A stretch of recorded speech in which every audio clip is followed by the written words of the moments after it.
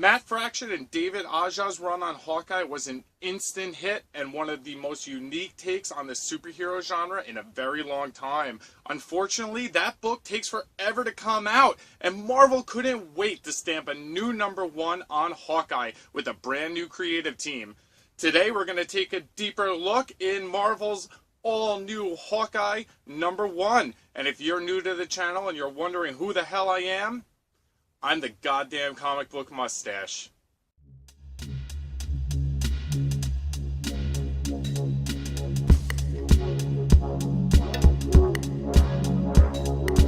Read about my comic books, grooming on my mustache. Read about my comic books, grooming on my mustache. Read about my comic books, grooming on my mustache. Read about my comic books.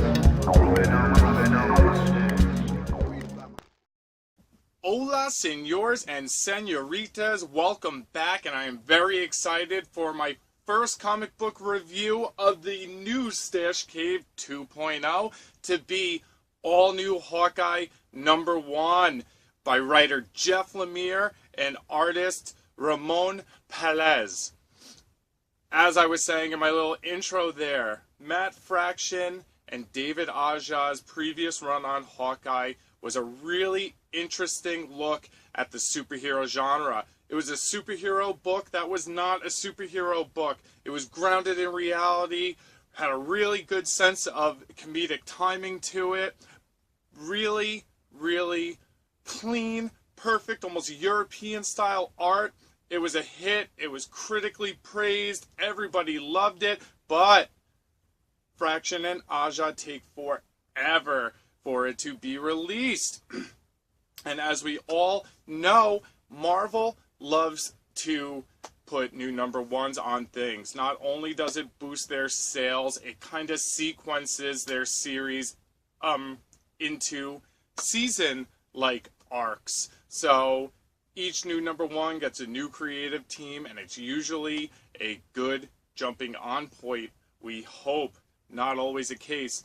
In this case, it is, even though Fraction and Aja haven't finished their previous run. Hopefully that's coming soon.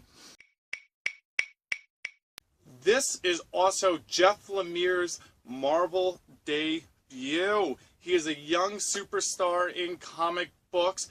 I personally love him. I fell in love with him while he was writing Sweet Tooth at Vertigo. I loved the Essex County books. I loved Underwater Welder.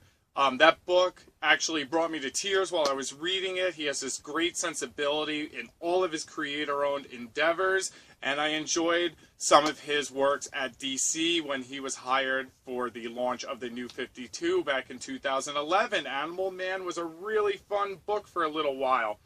Hawkeye #1's art duties are for Ramón Pérez.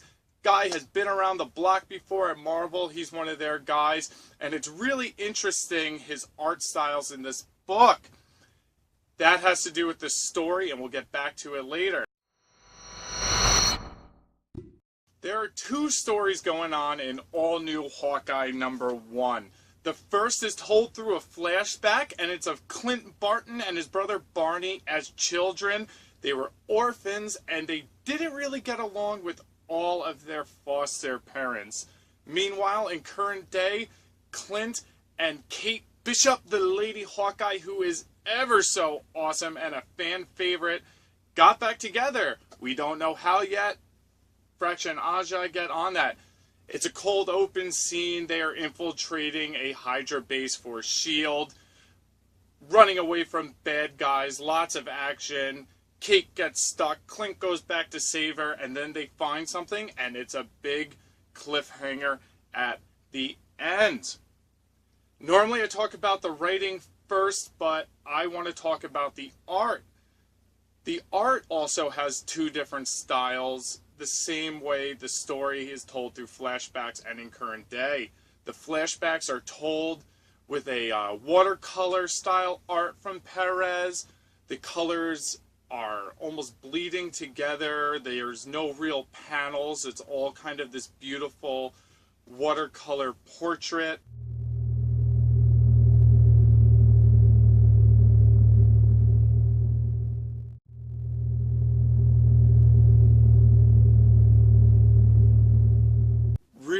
pretty, beautiful stuff with almost a surreal, dreamlike quality to it, almost like you're remembering days of old when you were a little rascal.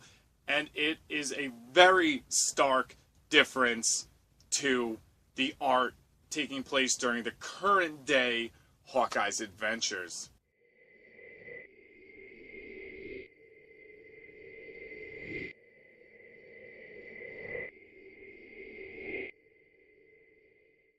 Totally different from the flashback sequences. The artwork in the current day storyline is really clean and bold, has a European style quality to it.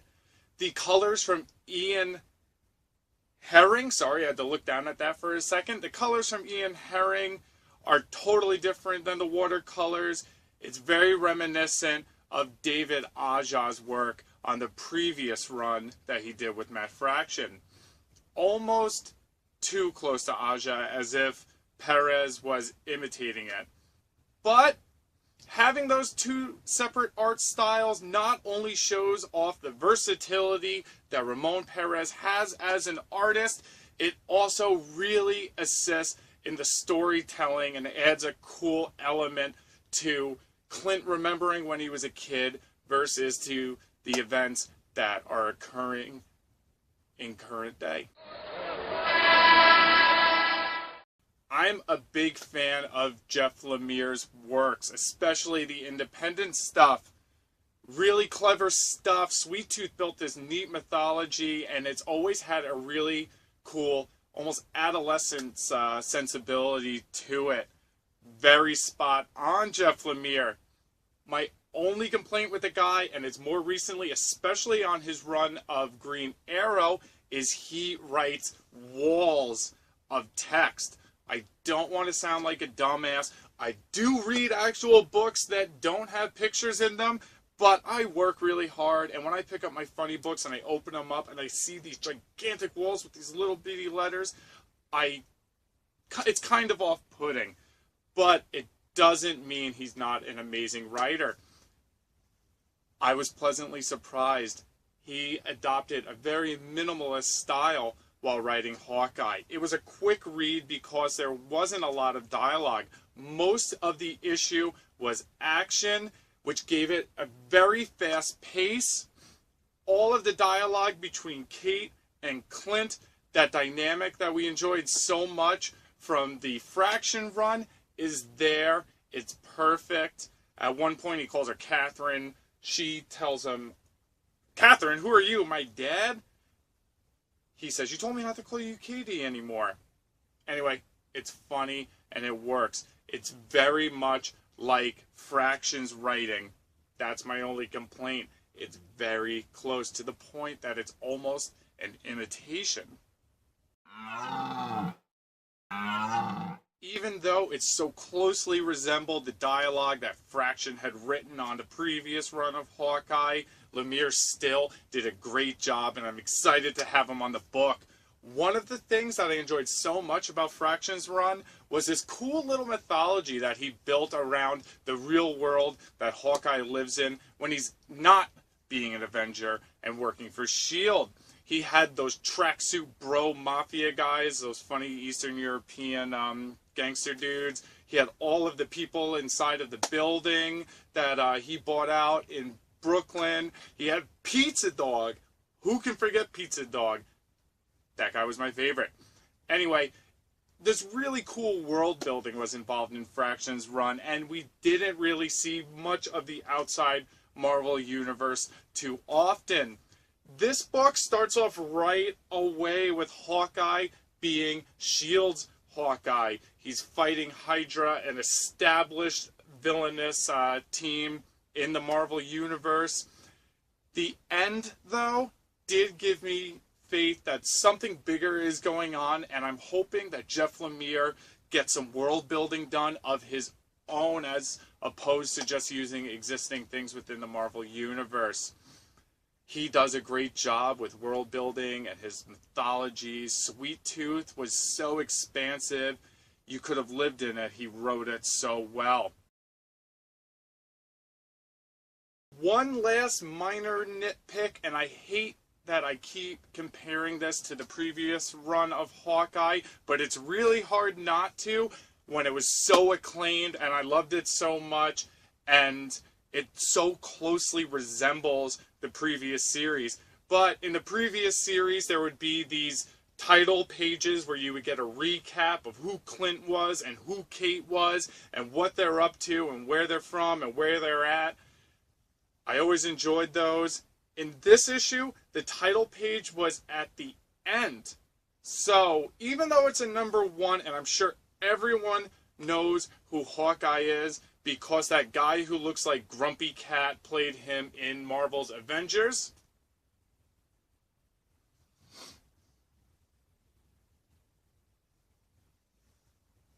there still may be some confusion as to who Kate is, and Clint has a brother who knew that, and they were foster kids, and they lived in the circus. All of that exposition could have been summed up in a small little title card in the beginning with a recap, but it wasn't, and it really wasn't too distracting. It's just a minor nitpick because I enjoyed those title sequences so much in the previous run that Fraction Aja did.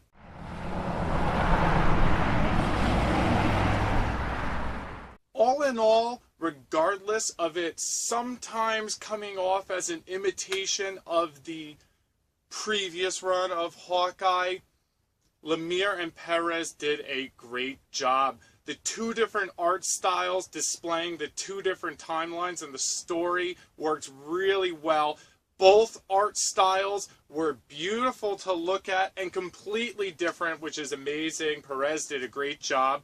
And Lemire was able to do something that I've wanted from his writing for a long time, especially at Marvel and DC, and that was to strip it down to the bare necessities. Give us minimalist dialogue so we get the picture, and don't bombard me with those walls of text and Green Arrow anymore because that was a little bit ridiculous. I really did enjoy this, and like I said, it has a cliffhanger which opens this world up and will hopefully lead to something really, really cool. I can't wait to read more of this.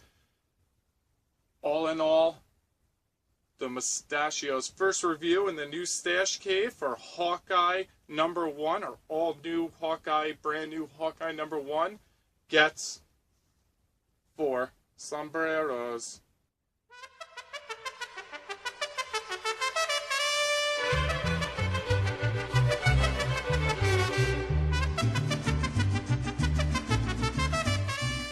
If you want to read comic books like all new Hawkeye #1 from Marvel Comics, find a local comic shop near you. Go to comicshoplocator.com, type in your zip code, and hopefully you'll find one really close. I did a video a few days ago about how to use the service and how to find a shop and why they're cool and what you can get from your local comic book store. If you don't have a local comic book store, you can download your comics digitally. I personally use the Comixology app. It's really easy to use, and it comes on all sorts of platforms: iOS, Google, Android, Windows, pretty much all across the board. And if you want comics for free, check out your local library, brochacho, because they have those shits and they can order those shits, and it's a vastly underused resource that your hard-earned tax dollars go to. So abuse the library. Knowledge is motherfucking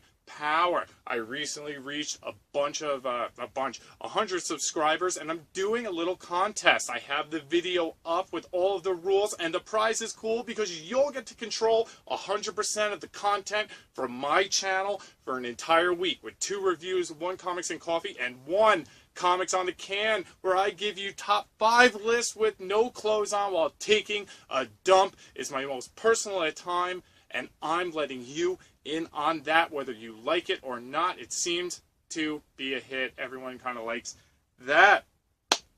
So, I'm out of breath. I hope you all enjoy all new Hawkeye #1 as much as I do.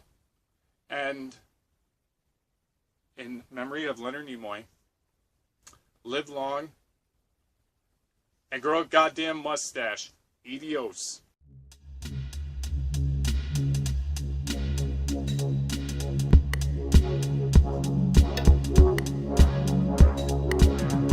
about my comic books.